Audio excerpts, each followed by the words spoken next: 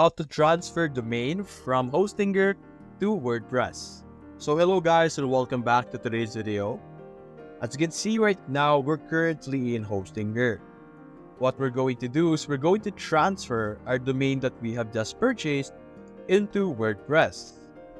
So to do this, simply navigate to your WordPress, go to your settings, open it, scroll down a bit, and locate the following settings. Change your site address. Simply select that. After that, what we're going to do is we're going to open or click this down button or this drop down button and click on Use a Domain I Own.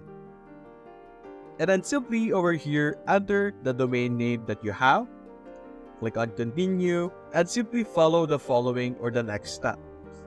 So that's basically it guys. If you enjoyed this video, leave a like and subscribe. Thanks for watching.